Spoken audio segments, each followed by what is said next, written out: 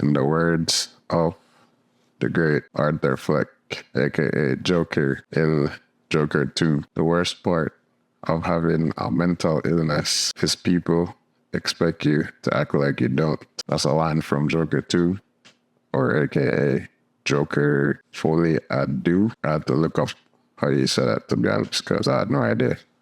But yeah, I believe it is obvious there is a lot of controversy surrounding this film, similar to the last film, which honestly I believe Joker 1 is a much better film overall in terms of what it has to offer, story-wise, cinematography-wise, visually, and all character development, all of that.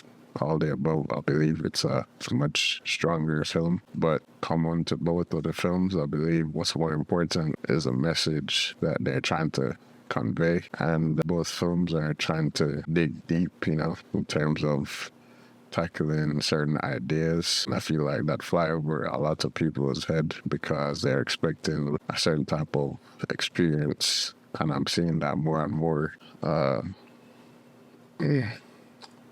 With movies recently, where people, including myself sometimes, use movies to escape. And that's the beautiful thing about movies, is the way you can create these worlds and the audience buys into it. They kind of interact with what's going on and kind of escape their own life, their own, circumstances for that 90-minute to 2-hour period. But then a lot of movies like these start coming out and start portraying certain ideas or asking certain questions.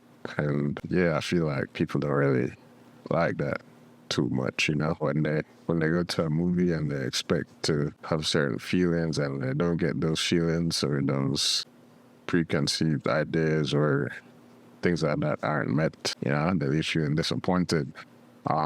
Was I disappointed? No, I don't think so. But I can say it wasn't really what I was expecting. But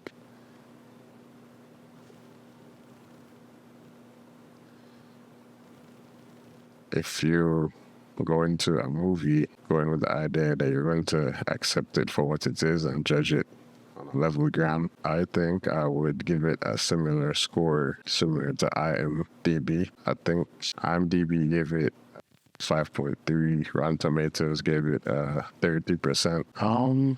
Honestly, me personally, I would give it a 6 or a 5.5 at least. I think it could get a 6. I believe that the writers and director of this movie are trying to tackle just ideas surrounding mental health, what that can look like in society, and what outcomes could possibly be expected. Both movies, I think, are trying to put you in the mind of a psychotic person with improper support, or someone with mental health issues, and without the proper support system, what could potentially happen using the character of Joker that we all know so well.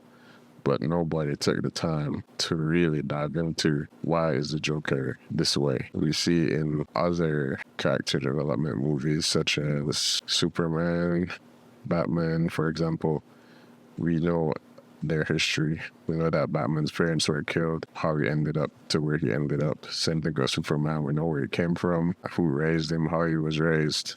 So for someone as psychotic as Joker, I think this movie is doing a good job of portraying what's going on in this person's mind and what kind of experiences they've had that brought them to this place. On the topic of the whole musical thing, well, to be honest, even in the movie, I don't know if you would consider this breaking the fourth wall, but the character Arthur Fleck, or Joker himself, was like, yo, all right, this is enough saying, you know what I'm saying? He's trying to have a conversation with Harley Quinn, Lady Gaga, who's kind of playing the Harley Quinn character. Yeah, she started singing again, and Mans was like, yo, enough, I can't deal with this. But most of the singing that was portrayed in the movie was actually happening in his head. And again, maybe you've seen it or not trying to spoil it too much really, but if you haven't seen it, but most of the singing what's happening in his head. And it's not a full musical. I wouldn't say it's like the Sound of Music kind of musical, but it includes musical aspects to it, which I think some of them are very good. But it also has scenes where it's like a regular movie and regular acting is happening. This movie stars the great Joaquin Phoenix, Lady Gaga, Zazie Beetz. This is a girl I didn't know that her name was Zazie Beetz. I've seen her in so many movies already, and I had no idea what. I saw this movie in Dolby, and I'm glad I did, because any other format, I don't think it would have been as impactful. Again, this movie was more so focusing on tackling ideas, so it didn't have too much to offer necessarily, story-wise and visually. It was more experience representing an idea of mental illness not being taken seriously or taken or being allowed to develop beyond a certain point. That being said, they did do a good job cinematography-wise. Just the color, the color grade of the film, and just certain scenes were amazing to look at on through the Dolby lens, which I think would make the movie itself less impactful for the little it had to offer if it was shown on a lesser format, like just laser or just regular format, especially when it comes to the sound, because they did spend a lot of energy and focus developing that, because it was partially a musical. Yeah, the artistic style was typical Gotham style, and nothing too crazy going on there. In terms of the musical aspect, I wouldn't say there were some scenes where it had them singing on stage, but for the most part, the scenes of the musicals were within the regular scenes of the movie that were being shot. Nothing too transformative happened really. Whereas like, okay, we're in a musical now, or okay, back to regular filming now. The acting, I think, was on point. I think everybody did a good job of portraying their roles. I definitely felt like I was in Gotham City with these people, with experiencing what was going on. So I think they did a good job of building the world and immersing you in it. The runtime for this movie was 2 hours and 18 minutes. I would say it was okay runtime. The story did develop over that duration of the movie, and it was just kind of slow, especially because singing was happening. So all in all, it was an okay movie. It wasn't a bad movie like how people are making it sound. I think people keep expecting that Joker for craziness. People have said that first movie was bad. First movie got to 8.5 and on IMDb, and it was a great film. But people are still saying, yo, this movie is crazy. Like, yo, this is not what we wanted. It's not what we expected. But after a while, people kind of sunk in, and people started to get, okay, so I see what's going on here. Well, let's see how the next one is. Let's see how further they can take it. And then they stepped it down even more and was like, hey, pay attention to what's going on in front of you.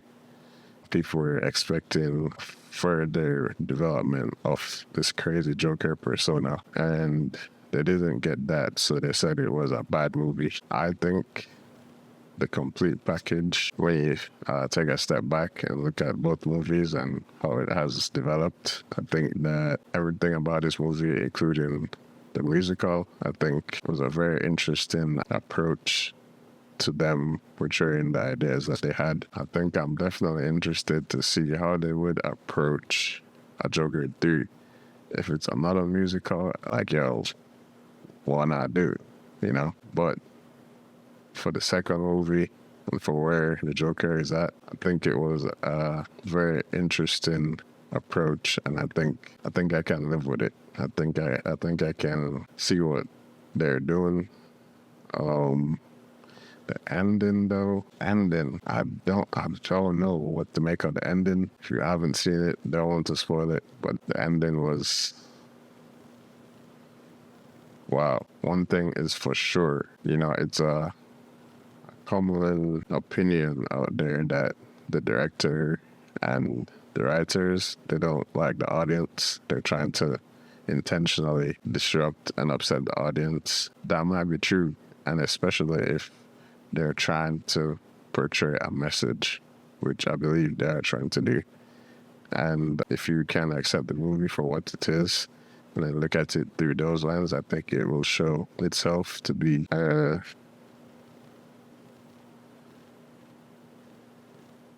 rather well-produced piece on mental health issues in our society today. That being said, if there is one thing, if the movie is trying to get people to talk about it, or, just to create a bunch of discussion, it is doing that for sure. Now, would I recommend this movie to be seen?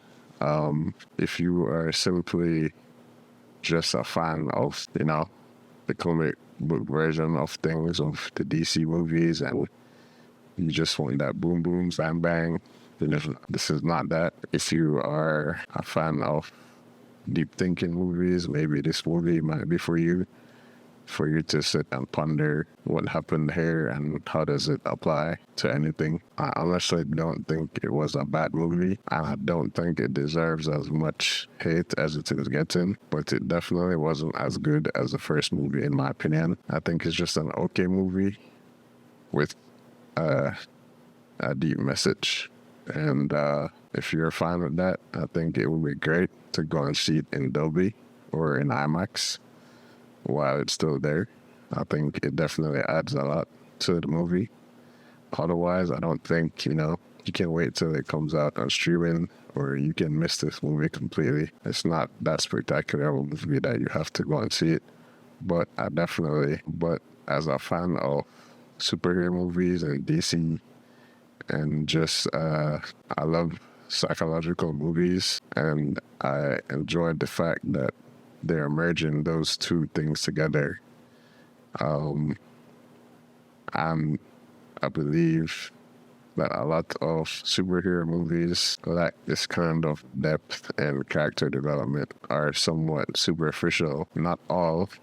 I think one of my favorite superhero movies with some depth to it is Spider-Man. I especially loved the first one. I believe that was one of the best series of movies with Tobey Maguire that had equally action and just character development and just a deeper story compared to a lot of the more recent films in DC and Marvel.